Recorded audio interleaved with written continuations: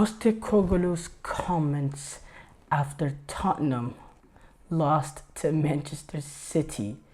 Okay, there is a lot to potentially address with this this statement that he came out with.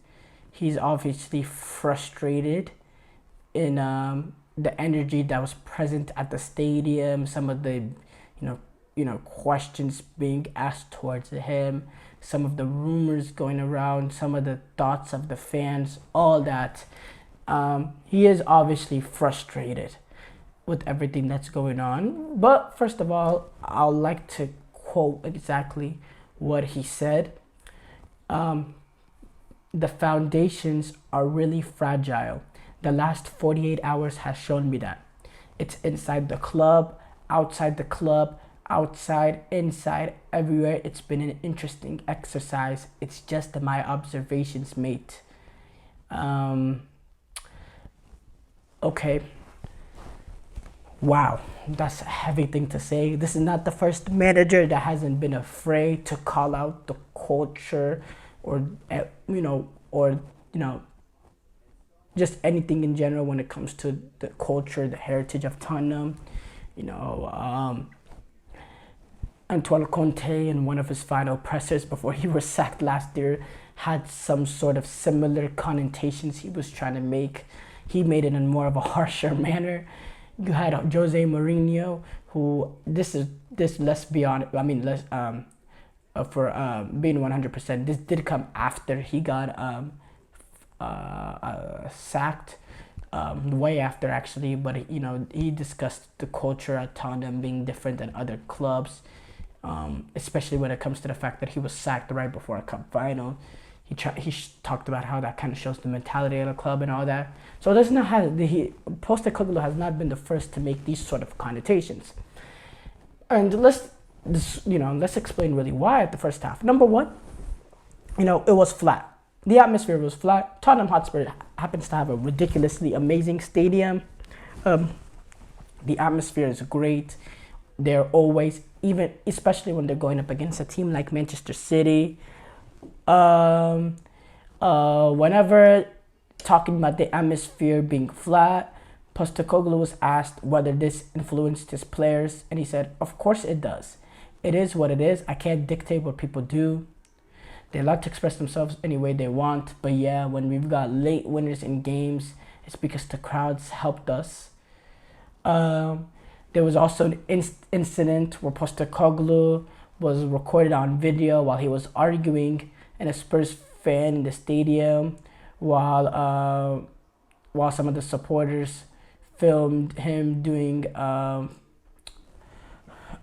City's Poznan celebration after the opening goal.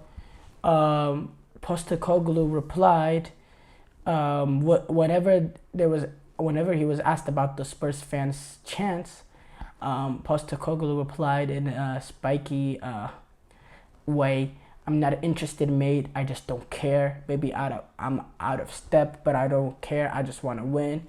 I want to be successful at this football club. It's why I was brought in. So what other people, how they want to feel and what their priorities are of zero interest to me. I know what's important to building a winning team. That's what I need to concentrate on." And I was speaking earlier about the video. He was going a little bit at a Spurs fan that was kind of on a different side of what Postecoglou assumed the fan was like. He was more worried about Arsenal winning the league, which I don't blame. Postecoglou didn't have any of it and kind of went out to go at him in that video that was captured by the fans. So, look, I don't blame the Tottenham's lack of atmosphere in this game. And if I was a fan of Tottenham, knowing the hatred that they have for Arsenal, I would also be in a perplexed... Actually, no. I wouldn't even be in a perplexed, confused position. I would want Manchester City to pull this one out. Postecoglou, him being a German Australian, maybe he doesn't understand what it's like being a Tottenham fan in the street of London walking in the streets, knowing, seeing Arsenal fans in a corner after they won a league title, not understanding that kind of, that kind of humiliation, that kind of resentment. He doesn't really understand that. So I feel for the Tottenham fans. I think it was a little bit harsh if he's talking about the Tottenham fans in that perspective. It's a huge rivalry. I mean, they hate each other to the bones. So I understand why they had some confusion on what they wanted to do, and and I understand Postecoglou's point of view, talking about I have priorities and I know what a winning time is. And look, getting into the top four is important for Tottenham. Getting the Champions League, getting that revenue, being able to perform in that sort of elite competition, that is important to them, and that shouldn't be underestimated. And with this draw, it eliminates them from that possibilities. But them losing the game to seeing Arsenal win a Premier League title, that'll also be just absolutely devastating for them. Absolutely devastating for them. So I see both perspectives. And this is a Tottenham team that is pretty, that doesn't have the best of culture when it comes to winning. I mean, we've seen it in years past. They are called the Ballers. The amount of years that they have now won a trophy. Chiellini coming out in a press conference afterwards, whenever they beat Tottenham in the Champions League. I believe it was the quarterfinals or the round of 16s a few years ago, and he came out in his conference saying it is the history of the Tottenham. And there's been a lot of people that questioned the culture at Tottenham Football Club. And for me, it has to start off with the top. It has to start off at the top because, it trickles down. Daniel Levy, people have a different kind of opinions on him. He doesn't get messed around at the transfer window. He's a tough negotiator. He's this, he's that. He also is a part of an organization that hasn't spent the adequate money for Tottenham to compete with the likes of the teams that they're expected to compete with, especially their arch rivals. He's had some questionable moments in choosing coaches. He had that 1 year where they went after everybody and they couldn't get nobody, and they ended up with Nuno Espirito Santos just to sack him shortly through the season. And for me, this mentality, this culture really starts up at the top for me. And it's something they have to change. It's something Ange Postecoglou wants to change. And I think he's had a pretty good season.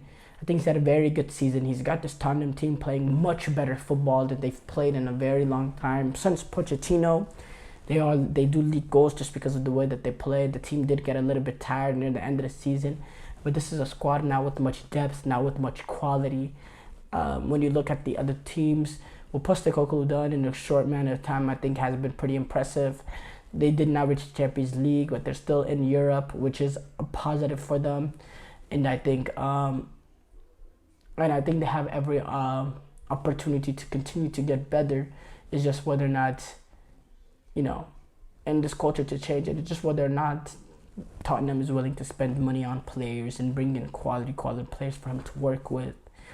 That's really what it really comes down to for Tottenham if they want to take that next level into really competing for these titles, which it just seems kind of impossible just knowing the history of the Tottenham, as Chiellini said. But I think it was very damning quotes by Postecoglu. I think it's comments that I don't know if he's having I don't know if there's a strategic aspect to coming out and saying this, whether or not he's trying to put pressure on the organization to start spending, the fans to understand what the priorities are. I don't know if that's his case, or this is just strictly a quote came out of the frustration after everything that he's been hearing the 48 hours, the lack of atmosphere in the stadium, maybe as just it's just purely out of frustration and something he wouldn't have said if he waited on it, if he didn't have to do a press conference right away. I don't know. I like to think he had a more measured approach in what he's trying to say rather than just coming out with pure anger. If that is the case, I understand that two humans are humans, but